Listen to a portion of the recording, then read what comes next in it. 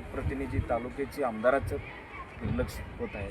यामध्ये पाण्याचं आवर्तन दिलं पाहिजे आणि तर वॉटर लेवल खूप कमी खाली गेलेलं आहे. यामध्ये जर असंच एक 15 दिवस गेला तर लोकांची वाईट परिस्थिती आहे. आमच्या वाट्याची पाणी मंगळवेळेला जात आहे असं माझं ठाम आरोप आहे या ठिकाणी. तुम्ही काय आंदोलन वगैरे उभा करणार आहे काय पाणी आणि आता जरी 8 दिवसात जरी पाणी पूर्व भागाला आणि तालुक्यातील ते पाईपलाईनद्वारे नाही पोहोचला तर 8 ते 10 दिवसांचे अल्टिमेटम देतो. 8 ते 10 दिवसात जर पाणी नाही आला तर तालुक्यातील मोठं आंदोलन उभा करणार. कारण लोकांचे शेतकरी आमचे ध्येय आहे. या ठिकाणी अतिशय दुष्काळी भाग आहे. त्यामध्ये द्राक्ष आणि डाळिंब आता बेदाणीचे दर पाहता 500 रुपये 700 रुपये बेदाणीचे दर आहे. या ठिकाणी शेतकऱ्यांचे मुख्य पीक म्हणजे द्राक्ष आणि डाळिंब.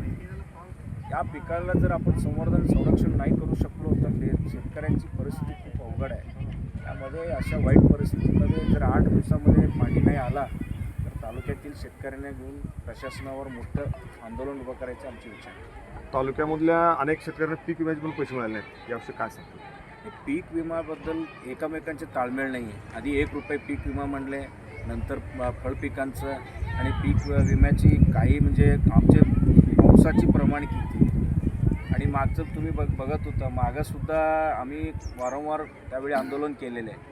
वाळवा शिराळ्याच्या ठिकाणी दुष्काळ सदृश्य आणि आमचं पीक विम्यामध्ये आमच्या तालुक्याची समावेशच नव्हता. अशी दुर्लक्ष होतं आहे आणि मागच्या वेळीसुद्धा लोकप्रतिनिधींचं दुर्लक्ष होत होतं. आत्ता तरी काहीतरी लोकांची परिस्थिती बदलेल असं वाटत होतं. पूर्वीपेक्षाही वाईट परिस्थिती आज जत तालुक्याची आहे. कारण लोकप्रतिनिधी आणि जनता यामध्ये काहीही ताळमेळ नाही आहे. पीक विम्याचे असो, म्हैसाळ आवर्तनचं असो आणि त्या टँकरवरून पाणी पुरवठा करायचा असो, कुठलाही विषय आज लोकांपर्यंत समाधान होईल असं एकही विषय आज तालुक्यात नाही. सध्या 31 मार्चपर्यंत कर्ज माफ करायचं धोरण ठरलं होतं. मग ते काय झालेलं नाही. त्यामुळे अनेक शेतकरी नाराज आहेत आणि राज्याचे कृषी मंत्री म्हणतात कर्ज माफ केले की ते सगळे पैसे लग्नाला वापरतात, शेतकरी त्या ह्याला वापरतात. याविषयी काय सांगा?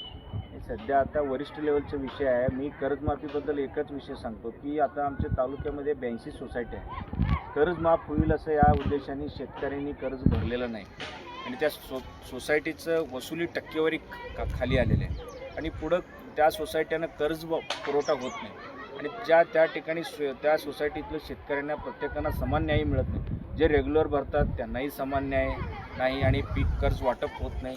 अशी वाईट परिस्थितीमध्ये शेतकरी हात सगळ्यांचे हाल होते. म्हणजे या सरकारचे धोरण असो, प्रशासकीय धोरण असो, काही झालं तर सुद्धा शेतकऱ्यांनाच वाईट परिस्थितीला सामोरे जाण्याची